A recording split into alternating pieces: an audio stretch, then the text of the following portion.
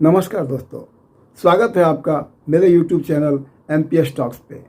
NPS talks में आज मैं आपको जिस शख्स के बारे में बताना चाह रहा हूँ वो कौरवों के भी गुरु थे और पांडवों के भी। जी हाँ, गुरु द्रोणाचार्य के बारे में आज मैं आपको कुछ उनकी विशेष बातें बताना चाहूँगा। गुरु द्रोणाचार्य के पिता का नाम महर्षि भारद्वाज और उनकी माता का नाम जो एक स्वर्ग की अप्सरा थी, धृतराष्ट्री नाम था उनका।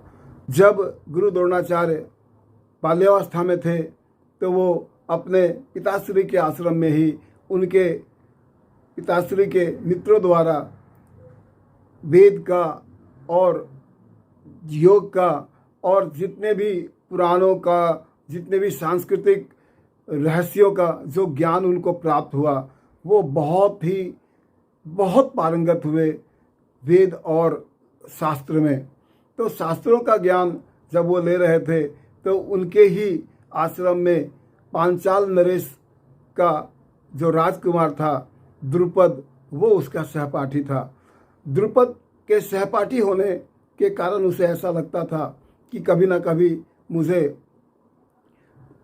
धन की जो मेरी अभिलाषा है वो पूरी हो जाएगी, क्योंकि मेरा दोस्त एक राजकुमार है। उसी समय में जो परशुराम जी थे, उन्होंने अपना जीवन का सारा अर्जित किया हुआ धन बांट रहे थे। वो जितने भी साधु संत और जितने भी ब्राह्मण थे उनमें अपना सारा जिंदगी की कमाई बांट रहे थे। यह सुनकर द्रोण भी उनके पास कुछ धन लेने के लिए, कुछ पैसे के लिए उनके पास गए थे। लेकिन दुर्भाग्य, जब तक द्रोण परशुराम जी के पास पहुँचे उनका धन समाप्त हो चुका था। उन्होंने कहा था, वत्स आप तनिक देर हो गए, मेरे पास अब दान देने के लिए कुछ भी नहीं है। हाँ, यदि आपको दान लेना ही है तो मेरे कुछ अस्त्र शस्त्र बचे हुए हैं, वो मैं आपको दे सकता हूँ। वो तो ये चाहते ही थे। गुरु द्रोण ने कहा, हे गुरुदेव, मुझे आप जो भी दे देंगे मैं सहर्ष स्वीकार करूँगा। कहा जाता है इसके बाद वो जो महेंद्र पर्वत था, महेंद्र पर्वत पे जाकर उन्होंने उसे धनुष बाण सब दिए और उनके अनुरोध पर उनको उनके संधान की शिक्षा भी दी, धनुर्विद्या भी उनको सिखाया और अस्त्र शस्त्र विद्या भी उन्हें प्राप्त हुआ। तो इस तरह से गुरु परशुराम उनके गुरु हुए। और जब वो वेद और अस्त्र शस्त्र के ज्ञान से सुसज्जित हो गया, फिर भी उनके मन में एक टीस अब भी उठती थी कि उनके पास पैसे नहीं थे। वो सोचे, अब मैं अपने मित्र के पास चलता हूँ और वहाँ से कुछ हमें मदद मिल जाएगी। पांचाल नरेश द्रुपद ने उसे पहचानने से ही इनकार कर दिया, मित्र मानने से ही इनकार कर दिया। बहुत क्षोभ हुआ, बहुत दुख हुआ इस बात पर गुरु द्रोणाचार्य को।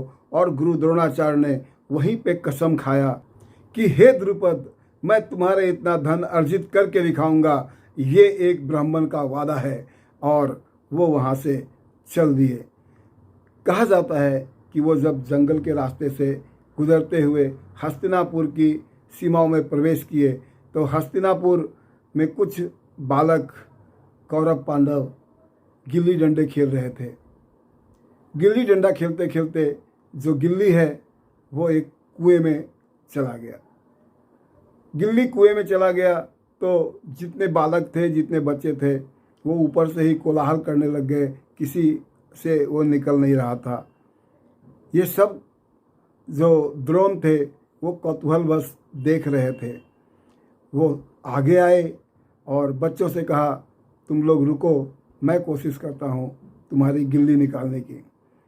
उसने एक ऐसा बाण चलाया कि वो गिल्ली पे जा लगा और खड़ा हो गया।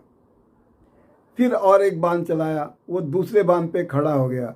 इस तरह से वो एक वाहनों की सीढ़ी लगाकर ऊपर तक बाण आ गए और गिल्ली निकाल ली गई। यह देखकर सभी बच्चे बहुत दंग हुए और बहुत मस्ती में कोलाहल करते हुए दरबार में गए और पितामह भीष्म को ये कहानी सुनाई। भीष्म ऐसी अद्भुत कहानी सुनकर उस शख्स को दरबार में बुलाना चाहा और इस तरह से गुरु द्रोणाचार्य जब भीष्म से मिले तो उनको ही नियुक्त किया गया कौरव और पांडवों का गुरु, और वहाँ से कौरव और पांडव के गुरु द्रोणाचार्य कहलाए। और द्रोणाचार्य बहुत ही सुशासित और गुरु दक्षिणा लेने में बहुत माहिर व्यक्ति थे। गुरु दक्षिणा से याद आया एकलव्य की गुरु दक्षिणा। एकलव्य एक ऐसा वीर धनुर्धर जो एक बार की बात है, कौरव पांडव को लेकर गुरु द्रोण जंगल में विचरण को गए थे। उसके साथ एक कुत्ता था। कुत्ता आगे आगे जा रहा था। अपने झुंड से बिछड़कर कुत्ता उस स्थान पर जा पहुंचा जहां एकलव्य धनुर्विद्या का अभ्यास किया करता था। वहां जाकर कुत्ता भौंकने लग गया। कुत्ता को भौंकता देख एकलव्य ने ऐसे एक ही साथ 7 बाण उसके छोड़े कि 7 बाण उसके मुख में, कुत्ते के मुख में चला गया और उसका मुख बंद हो गया, लेकिन एक भी घाव उसे नहीं आई और वो उसका भौंकना भी बंद हो गया। वैसा ही मुंह लेकर वो जब द्रोणाचार्य और उनके कौरव पांडवों के बीच में आया, सभी देखकर दंग थे। कईयों ने आरोप भी लगाया कि हे गुरुदेव, ऐसा बाण तो आप ही सिखा सकते हैं, आपने कोई और शिष्य पाल रखा है। वो जब सभी लोग द्रोणाचार्य और उनके जो कौरव और पांडव थे वो सब एकलव्य के पास पहुँचे तो एकलव्य ने बताया कि जब आपने मुझे शिक्षा देने से इनकार कर दिया था तब मैंने आपकी मूर्ति बनाई और युद्ध अभ्यास शुरू किया, और ये आपके ही गुरुत्व का प्रतिफल है कि मैं ऐसा धनुर्विद्या सीख पाया हूँ। यह देख गुरु द्रोणाचार्य ने कहा, ठीक है, यदि तुमने मेरी प्रतिमा को साक्ष्य मानकर युद्धाभ्यास किया है और धनुर्विद्या की शिक्षा ली है तो तुम्हारा फर्ज बनता है कि अपने गुरु को गुरु दक्षिणा भी दो। उसने कहा, हे गुरुदेव, मांगिए, आप क्या गुरु दक्षिणा मांगते हैं। उस द्रोण ने कहा था, एकलव्य, तुम अपने दाहिने हाथ का अंगूठा मुझे दे दो। तनिक भी देर नहीं लगाया एकलव्य ने और अपने दाहिने हाथ का अंगूठा उसे दे दिया। सभी लोग हैरत में थे, हैरान परेशान थे। यहाँ तक कि अर्जुन ने तो बहुत तीक्ष्ण बाणों वाला सवाल भी किया था अपने गुरुदेव से कि हे गुरुदेव, ऐसा अनीतिपूर्ण आपने दक्षिणा कैसे ले लिया? आपके मन में जरा सी भी दया नहीं आई? तब गुरु द्रोण ने कहा था, हे अर्जुन, तुम तो क्या, पूरी दुनिया जब तक दुनिया रहेगी तब तक ये आक्षेप से मैं कभी बच नहीं पाऊंगा। लेकिन मेरी मनोदशा समझो, मैं तुम्हारे कुरुवंश का एक आचार्य हूँ। सिर्फ तुम्हें शिक्षित करना ही मेरा कार्य नहीं है, तुम्हारे साम्राज्य को बचाना, तुम्हारे साम्राज्य को निरंकुश रखना भी मेरा कर्तव्य है। और ये एकलव्य अगर कहीं कभी मगध की ओर से आए और तुम्हारे राज्य को नुकसान पहुंचाने की कोशिश करे, तो उस समय तक हम और तुम सभी आश्चर्य में पड़ जाएंगे। और इस बालक का कोई तोड़ नहीं है जो इसने धनुर्विद्या अर्जित की है, ये तुम्हें भी सर्वश्रेष्ठ धनुर्धर नहीं बनने देता। इसलिए आज मैंने उसका अंगूठा लेकर तुम्हारा ही रास्ता साफ किया है और मैं अपने हस्तिनापुर के प्रति अपनी निष्ठा साबित की है। तो गुरु द्रोण वो व्यक्ति थे जो एक और कारणों से अपने मन में व्यथित रहते थे। जब कौरव पांडवों की गुरु दक्षिणा की बारी आई थी, तब उन्होंने सबके सामने एक ही सवाल रखा था कि मेरी सही गुरु दक्षिणा वही होगी, उसी की होगी जो पांचाल नरेश द्रुपद को पकड़कर बंदी बनाकर मेरे सामने लाकर खड़ा कर देगा। दुर्योधन ने कोशिश किया। दुर्योधन और उसके कई भाई मिलकर गए, परंतु हार कर चले आए। द्रुपद को कैद नहीं कर पाया, बंदी नहीं बना पाया। फिर अर्जुन और इनके भाइयों ने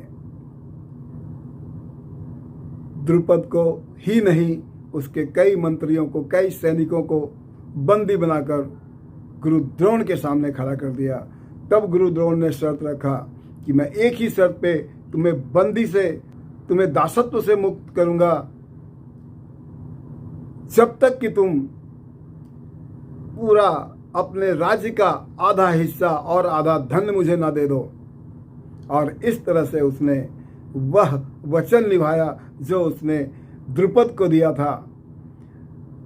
ये एक गुरु और एक सक्षम व्यक्ति की महिमा होती है, सक्षम व्यक्ति का एक धार होता है। कभी भी जो तीक्ष्ण बुद्धि वाला और तेज दिमाग वाला और बलशाली जो व्यक्ति है, स्वाभिमानी व्यक्ति है, उसे कभी लज्जित न करें, अन्यथा आपको ऐसे ही कुछ परिणाम सामने देखने को मिलेंगे। तो ऐसे गुरु द्रोण तब भटक गए जब सत्ता के बंधन में इतने बंध गए कि कौरव पांडवों में से युद्ध में अगर चुनना हुआ, महाभारत के युद्ध में वो कौरवों का साथ दे बैठे। 11 दिनों तक भीष्म पितामह उस कौरवों के सेनापति रहे और कौरवों के सेनापति रहते हुए 11वें दिन अर्जुन ने उसे वानों की सैया पे सुलाया था। जब भीष्म ने वानों की सैया स्वीकार कर ली, इसके बाद गुरु द्रोण 12वें से 16वें दिन तक कौरव के तरफ से सेनापति रहे। सच मानिए, युद्ध का मिजाज ही बदल गया, युद्ध की दिशा ही परिवर्तित हो गई। गुरु द्रोण के सफल नीतियों का ही नतीजा था कि अभिमन्यु मारा गया। मैं आपको ये भी बताता चलूं कि 15वें दिन गुरु द्रोण ने वो लड़ाई लड़ी, वो भयंकर रूप, वो भयावह रूप धारण किया कि जो पांडवों की सेना थी उसमें त्राही त्राही मच गई। अब यूं लगने लग गया कि किसी न किसी तरह से गुरु द्रोण को हटाया जाए रास्ते से, नहीं तो ये युद्ध का परिणाम वो अपनी ओर मोड़ लेगा। फिर श्री कृष्ण आए सामने और उन्होंने कहा उसकी कमजोरी एक ही है, चाहे वो दुनिया से बताए आज तक या ना बताए, लेकिन उसके दिल में एक तमन्ना थी कि जो मेरा पुत्र है वो अश्वत्थामा वही दुनिया का सबसे बड़ा योद्धा कहलाए। और इस तरह से अश्वत्थामा को उन्होंने शिक्षा भी दी है और यही वजह है कि अश्वत्थामा उसकी कमजोरी भी है। यदि उसे किसी तरह से यकीन दिला दिया जाए कि अश्वत्थामा का अहित हो गया या अश्वत्थामा मारा गया, तो ही वो अपने इस जोश को ठंडा कर सकता है, तो ही वो निराश हो सकता है, तो ही वो हताश हो सकता है, नहीं तो वो हमें किसी के बदे नहीं बदेगा। 16वें दिन फिर युद्ध आरंभ हुआ और गुरु द्रोण लगे ताबड़तोड़ वही रूप में लड़ाई करने के लिए, युद्ध करने के लिए। एक रूमर फैलाया गया, अश्वत्थामा मारा गया, अश्वत्थामा मारा गया। इस रूमर के पीछे अर्ध सत्य यह भी था कि अवंती के राजा का हाथी का नाम भी अश्वत्थामा था। भीम ने गदा की चोट से उस अश्वत्थामा हाथी को मार दिया और पूरे युद्ध में सभी लोग कहने लगे अश्वत्थामा मारा गया, अश्वत्थामा मारा गया। ये हतप्रप्त हुआ, लेकिन इसे यकीन नहीं आ रहा था कि ऐसा हो ही नहीं सकता है। फिर उन्होंने एक शख्स का नाम लिया कि यदि युधिष्ठिर ये कह दे, युधिष्ठिर मुझे यकीन दिला दे कि अश्वत्थामा सही में मारा गया है, तो मैं सच मानूंगा, अन्यथा यह सत्य हो ही नहीं सकता है। युधिष्ठिर से पूछा गया, युधिष्ठिर भी सच ही कहा था उस समय कि अश्वत्थामा हतो नरो व कुंजरो, अश्वत्थामा मारा गया है, इंसान है या हाथी है। अश्वत्थामा हतो, वो तो जोर से बोला, लेकिन जैसे ही उसने नरो व कुंजरो बोला, उस समय ढोल नगारे पीट दिए गए और उनकी आवाज़ ढोल नगारों में गुम हो गई और द्रोणाचार्य को यकीन हो गया सचमुच में मेरा पुत्र मारा गया है, और यदि इस संसार में मेरा पुत्र ही मारा गया तो फिर मेरे जीने का कोई लक्ष्य ही नहीं है, अब कोई उद्देश्य ही नहीं है। वो अपनी धनुष और बाण रखकर जमीन पर बैठ गया और इसी समय का, इसी हताशा का, इसी निराशा का लाभ उठाकर पांडव के सेनापति धृष्टद्युम्न ने उनका गला काट दिया। और इस तरह से एक महान योद्धा, एक महान गुरु, जिसका नाम आज भी भारतवर्ष में आप कहीं भी जाएंगे, गुरु द्रोणाचार्य अवार्ड, गुरु द्रोणाचार्य, और द्रोणाचार्य के नाम से कई स्कूल आपको मिलेंगे। वो नाम आज क्या, जब तक हिंदू संस्कृति रहेगी, जब तक हिंदू समाज रहेगा, ये नाम भूला नहीं जा सकता। गुरु द्रोणाचार्य की जो कद है, जो उनकी महिमा है, ऐसे वीर पुरुष सिर्फ इसी संस्कृति में हो सकते हैं।